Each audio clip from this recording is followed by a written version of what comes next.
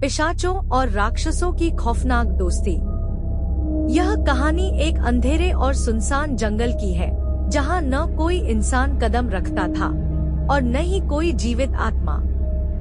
लेकिन इस जंगल में दो खौफनाक जीव रहते थे, एक पिशाच और एक राक्षस।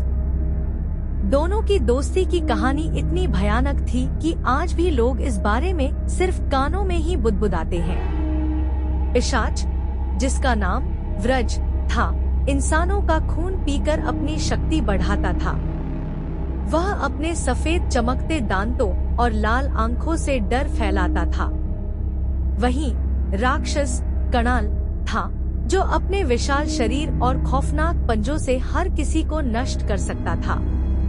उसकी खौफनाक आवाज से जमीन तक कांप जाती थी। ये दोनों पहली बार उस जंगल में एक रात मिले थे, जब चांद की रोशनी जंगल के पेड़ों से छनकर धरती पर पड़ रही थी। व्रज और कणाल की मुलाकात एक दुर्घटना से हुई थी।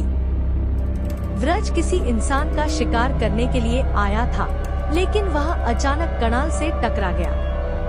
कणाल ने उसे देखकर गुस्से में आकर आवाज मारी, लेकिन व्रज ने बड़ी चालाकी से उसे शांत किया। तुम मेरे रास्ते में नहीं आओ तो हम दोस्त बन सकते हैं, व्रज ने कहा। कणाल ने उसकी बात मानी और फिर दोनों में एक अजीब दोस्ती शुरू हो गई। वे एक साथ जंगल में घूमने लगे, इंसान और जानवरों को मारते रहे और एक दूसरे की ताकत से अपनी शक्ति को और बढ़ाते रहे। उनका उद्देश्य था कि इस जंगल के सभी जीवों में डर फैलाया जाए। लेकिन एक दिन कुछ अजीब हुआ। एक रात जंगल में एक भारी तूफान आया। बादल घने हो गए और बिजली की कड़क से जंगल का हर कोना गूंज उठा। इस दौरान व्रज और कणाल एक गहरे अंधेरे गुफा में छिपे थे।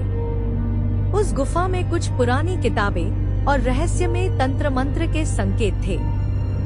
जैसे ही व्रज ने एक किताब खोली, उसमें लिखा था, जो भी पिशाच और राक्षस का मिलन होगा, वह अनंत शक्तियों का मालिक बनेगा, लेकिन यह मिलन उनके लिए मौत का कारण भी बन सकता है।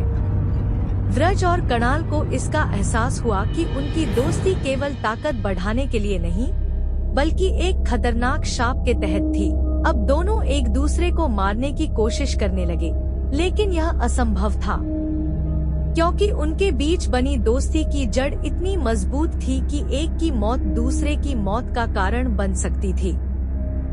कहानी के अंत में दोनों एक दूसरे को मारने की आखिरी कोशिश में थे, लेकिन गुफा के अंदर एक विशाल शैतान का प्रकट हुआ। वह शैतान दोनों से कहता है, तुम दोनों के बीच की दोस्ती ने मुझे जिंदा किया है और अब तुम्हारी ताकतों को मेरे हाथों में लाने का समय आ गया है। अचानक शैतान ने दोनों को निगल लिया और गुफा में सन्नाटा छा गया। यह अजीब और डरावनी कहानी आज भी जंगल में फैली हुई है। कहते हैं कि जो भी वहां जाता है, उसे व्रज और कणाल की आत्माएं दिखती हैं और वह भी कभी न कभी शैतान की गिरफ्त में आ जाते हैं। क्या आप भी उन अंधेरे जंगलों में कदम रखने का साहस करेंगे? अगर आपको यह कहानी पसंद आई हो तो लाइक, शेयर और सब्सक्राइब करना न भूलें।